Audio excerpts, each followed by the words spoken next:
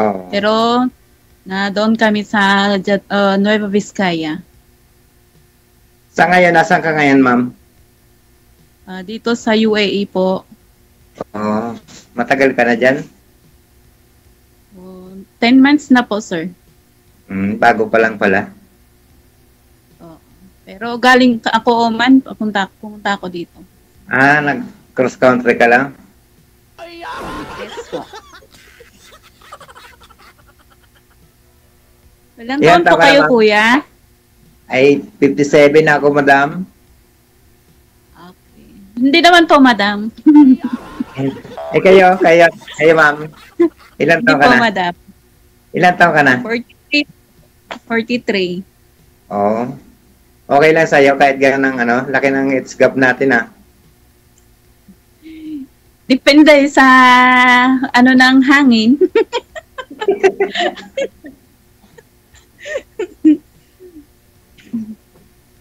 Hiwalay ka ba? Hiwalay?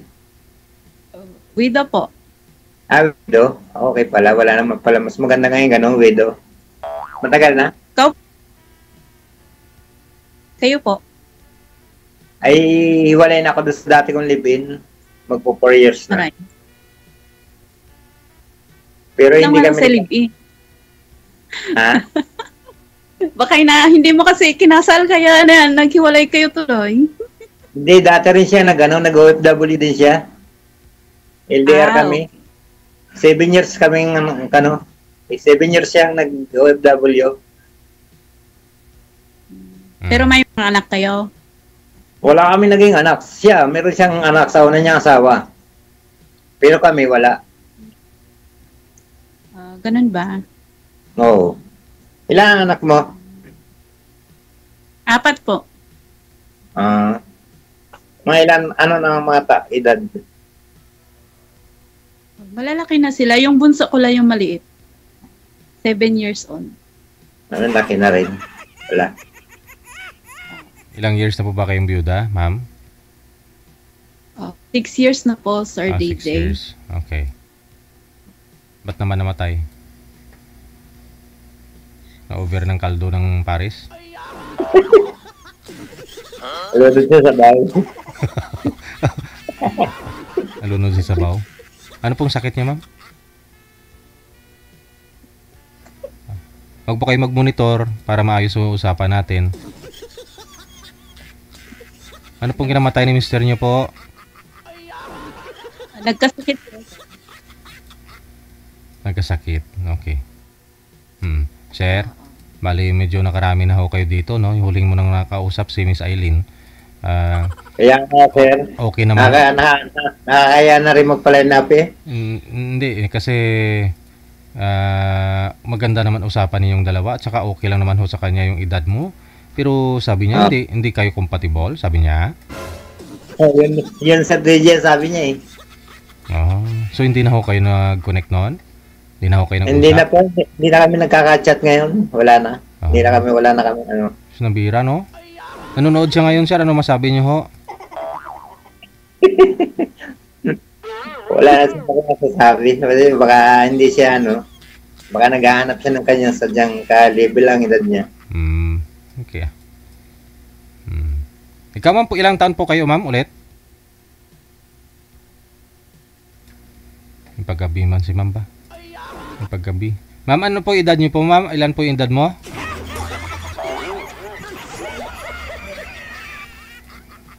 Wala na hong busis. Sorry. 43 po. 43. Okay.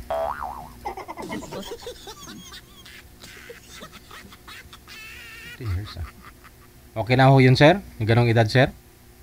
Ay, kung magiging okay ako sa kanya, sir, ay pwede na sa akin. Hindi naman ako namimili ng yung edad. Basta yung conforme sa babae, kung magkakasundo. Walang signal si ma'am. Depende naman. Kaya sinasabi ko, depende sa ng hangin. Kung talagang... Hindi naman totally agad pag nagkausap tayo nga. Siyempre, kikilalanin muna natin na isa't isa kung ano. Kung maalagaan ang ihip ng hangin, maybe. Kasi hindi natin alam. Kaya nga.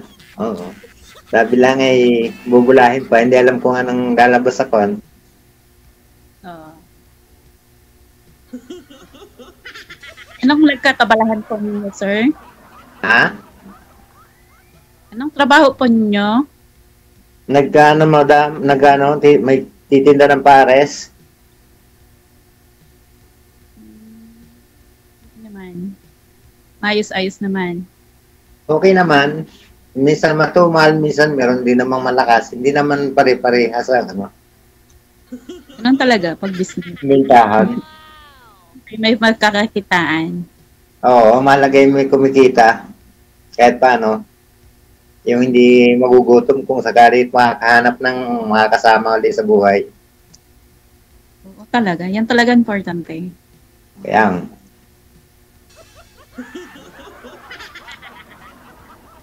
ilan taon ang kontrata mo dyan? 2 years. 2 years po.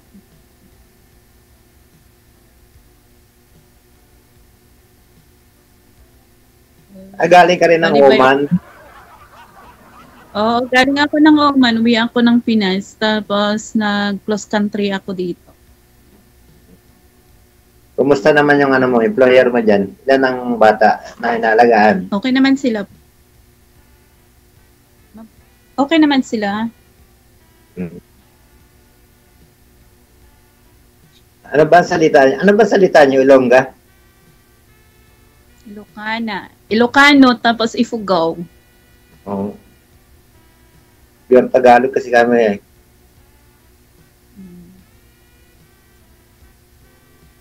Sa amin, Ilocano. Doon ang little house namin sa Nueva Vizcaya. Cagayan, anong Cagayan Valley ka? Cagayan Valley? Nueva Vizcaya. Nueva Vizcaya.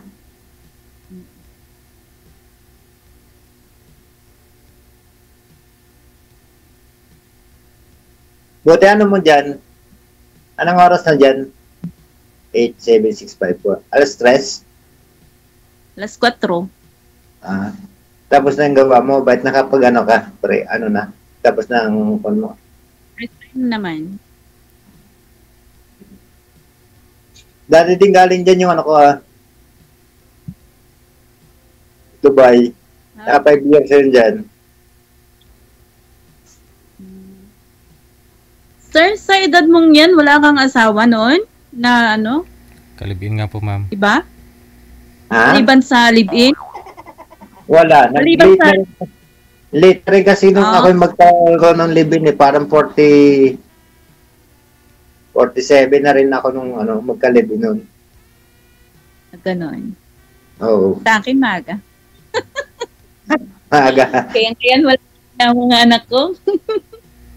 Mas maganda nga yung gano'n. Nakakasisi nga eh. Mas maganda nga yung maaga nag-asawa para malaki nakikita malaki na agad ang anak.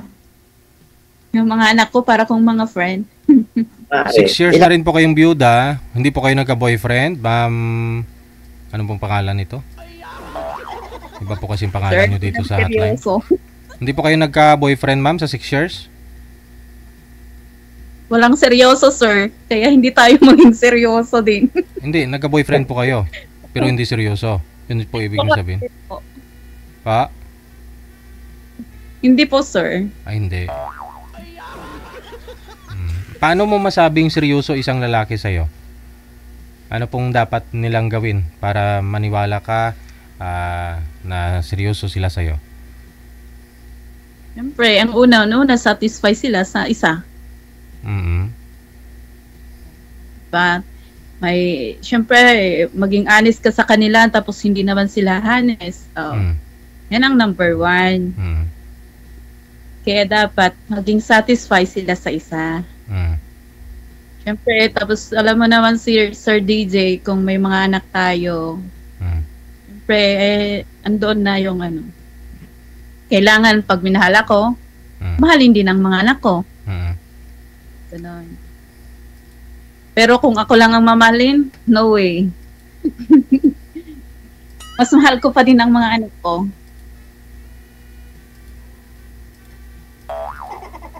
Siyempre ka talagang ganon. Talagang pagka seryoso talaga siya, kailangan ganon. Pag minalang nanay, kasama ang mga anak. Oo. Sa edad naman po, ma'am, ilang edad ng lalaki ang gusto mo? Ikaw po yung ihatsit Okay naman yung edad ni sir. Kasi on the, ayoko naman yung bata. Sa yung edad ni sir, okay na po yan sa inyo, yung edad niya?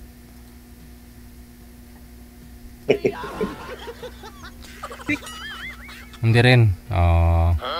Para magkaalaman.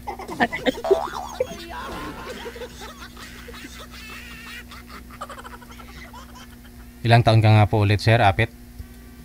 57 na, sir, on last May. 57. May 20. Hindi maganda. Malapit na senior. Ay, sa baga, di ba 40 plus, nasa senior na. Di senior ka na rin. 43 ka na rin pala eh. Pati ako senior din. Pasado po ba yung edad ni sir? Hindi. Okay naman yung edad, sir. Sir DJ.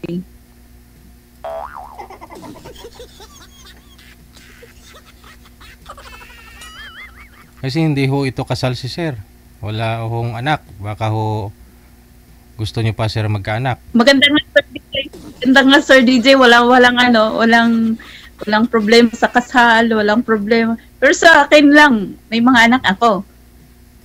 Sir Apet, ano po? Gusto niyo pa magkaanak, sir? Ay, kung pwede ko, kahit sa sana, sir, DJ. Oo, yun lang. Yun ang alamin mo kay ma'am. Ano, sir? Wala na. Paano kung wala na, sir? Ay, walang problema. Kung wala na, okay lang. Mahalaga yung may mga anak ka namang pan eh.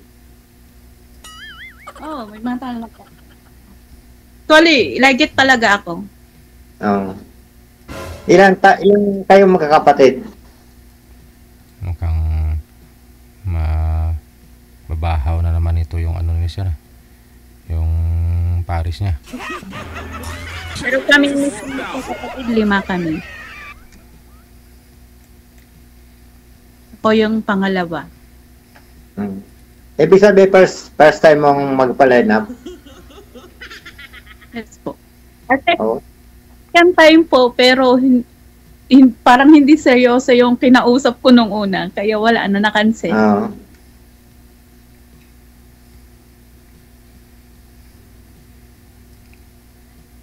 Bilisan mo sir, baka lumamig na ho yung sabaw ng Paris mamaya. Magmamantika na ho yan, wala nang bibili yan, kakain.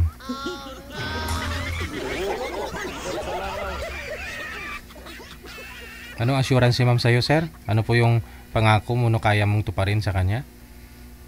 Na andun po sa hinahanap niya sa isang lalaki?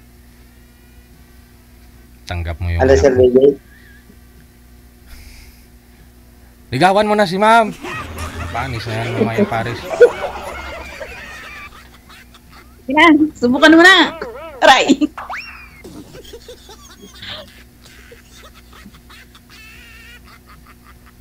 Ayaw mo kasi may mga anak ako. Bali, anong year ba ang balik po dito sa Pinas? 2026. 2026. 26? Opo. Anong ano yun? Mga 8 months ka pa lang dyan? October yung October yung katapusan ng kontrata ko. 2 years ka ng October 2026. Dali lang naman ang araw eh. Alahati na naman ang August eh. Nakakaya mo kaya ang mga kadami ng anak ko? 4 lang naman yung anak mo, di ba? Bakit ho? Ano gawin ni sir sa mga anak mo, ma'am?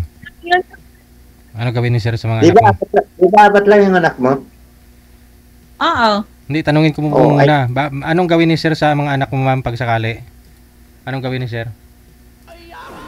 Mahalin mo mga anak ko. Ituring mo mga anak din, ganon. Oo naman, siyempre ha. Siyempre kasama na yun. Siyempre, pag minahal kita, kasama mga anak mo.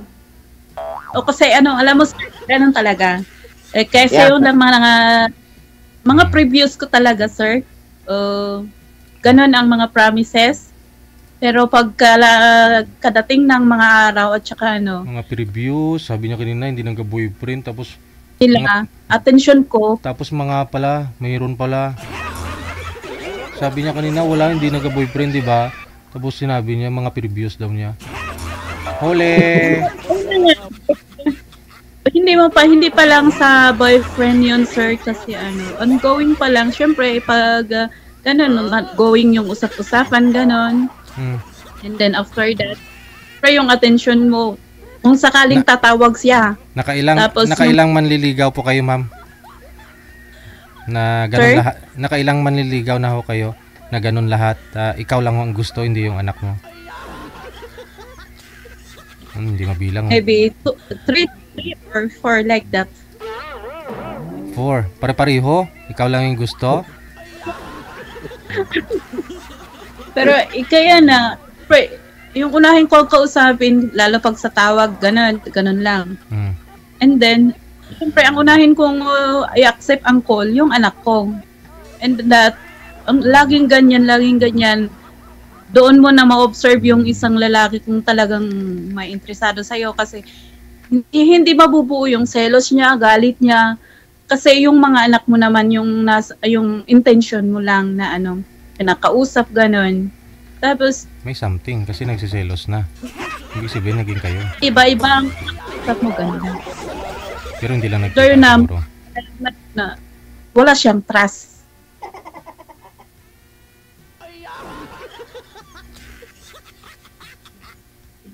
Ilang taon na ba yung panganay mo?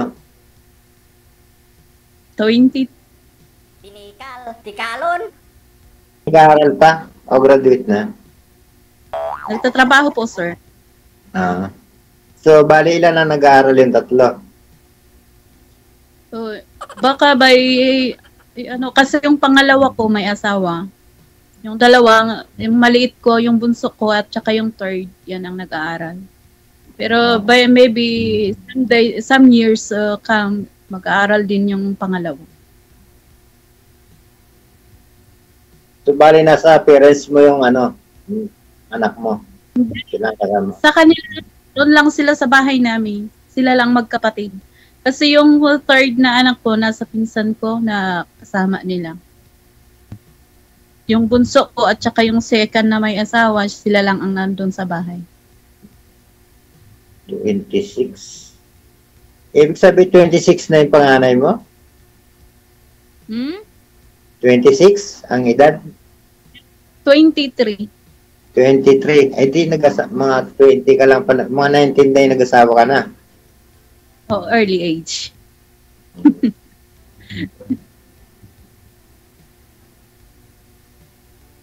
So, bali ilang taon ka ng OFW? Ilang taon? 3 years. Pag natapos ko na ito, 4 years. Naka 2 years ka sa Oman? Oo, natapos ko yung 2 years doon sa Oman.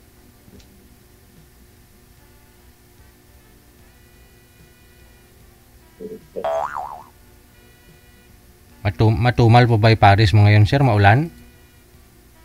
Hindi sir, ako tuminda. Sa araw na ako tumitinda. Nakala ko 24 hours yung parisan mo. Ay, iba sir ang na-duty sa gabi. Iba yung nagtatrabaho, nagbabantay doon? Oo. Hindi naman kakayanin si DJ pagka yung street na, Sa araw ako tumitinda. Oo. Kala ko handyan ka sa parisan mo tapos walang bumibili. Nandito na sir ako sa bahay. Medyo nakarami na ako kayo dito, sir. Gusto ko talaga sana makahanap ka na. Kasi sana nga, Sir DJ, nakakaya na nga magpalinap Hindi ka mahiya. Ang diskarte mo yung baguhin mo, sir. Pag tawag ko sa'yo, automatic ligaw na kaagad. Wala nang tanong-tanong Saka na ako kayo magtanong kung sagutin ka. Hindi. Kung ano yung mga experience mo na dito, yung mga nangyayari nung una mong mga pag-join, ibahin mo na lang. Alamin mo na kaagad kung ano yung kahinaan ni ma'am, kung saan siya banda kikiligin, ganun. Kasi Paris nga yung paninda mo, yung tinitinda mo, tapos ikaw wala namang Paris. Kaya nga, hindi masabing Paris ano, Sir DJ. Parisan mo. Kung sakali ba, ma'am, kung sakali ba ako'y manliligaw, meron ba naman akong pag-asa sa iyo? Yun. Sakali.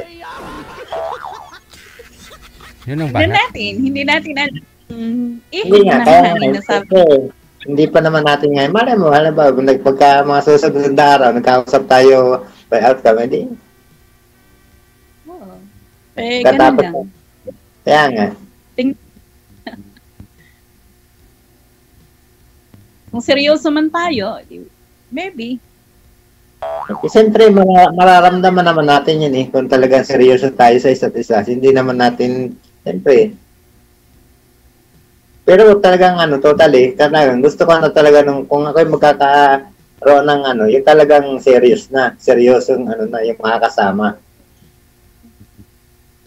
Ganun talaga. Kaya nga. At paano mo masabing seryoso, sir? Bakit mo nasabi? Anong mangyayari kapag seryoso isang babae?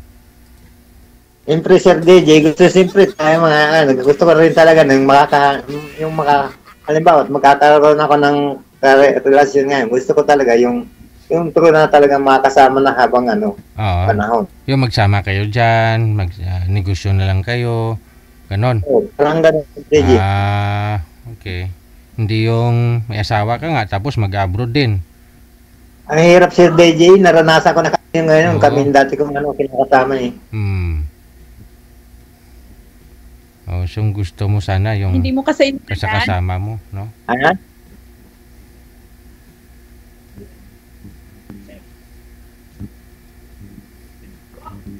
So yun po ang alamin mo ngayon kay ma'am, kung sakali may balak pa ba itong mag-asawa si ma'am? May balak pa ba mag-abroad kung may asawa? Yun nga, Sir DJ, kailangan alamin kung halimbawa, okay lang, halimbawa, kung halimbawa kami magkasundo, willing naman ako maghintay hanggang 2026. So, mag-uusap kami pag-uwi niya kung talaga kung gusto pa niyang bumalik o dito talaga mag-i-stay sa Pinas. Sige, tingnan natin.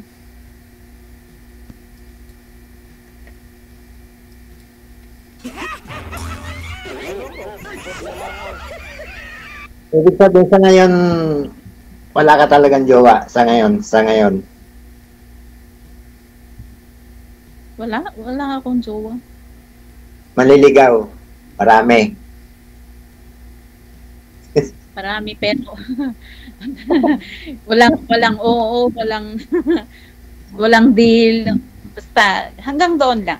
Kasi syempre tayo kasi hindi naman basta-basta sabihin natin or ganito. Siyempre. Tingnan muna ang sitwasyon. Hindi naman agad ito, ganang pag nag-kausap, pagkatapos natin dito sa live, siyempre, kilalanin muna natin yung kung talagang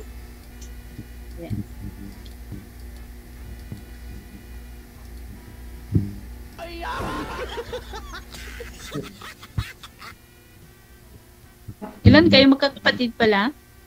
7 kami. Pang-apat ako sa panganay. Mas marami pa kami. Oo.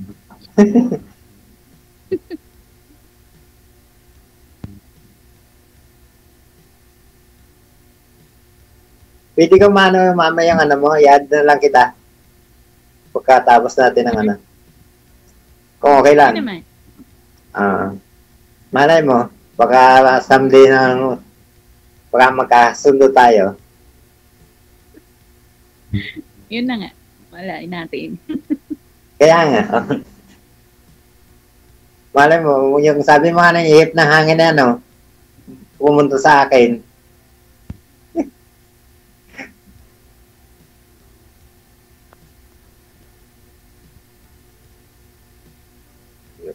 Paano yan? Sir, banatan mo na sa off-cam, ha? Sige, Sir DJ. Salamat, Sir DJ. Hanggang ka sa pag-uwi ni ma'am next year. Good luck. Maraming salamat. Sige, hintayin ko si ma'am. Okay.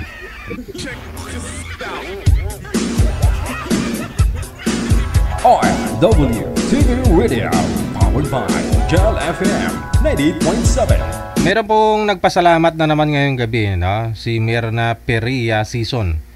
Thank you DGDHL, sabi niya. Ay, iba na pala yung pangalan ko, DGDHL na pala. Thank you DGDHL. Sa programa mo, nakilala ko na ang taong makakasama ko sa habang buhay.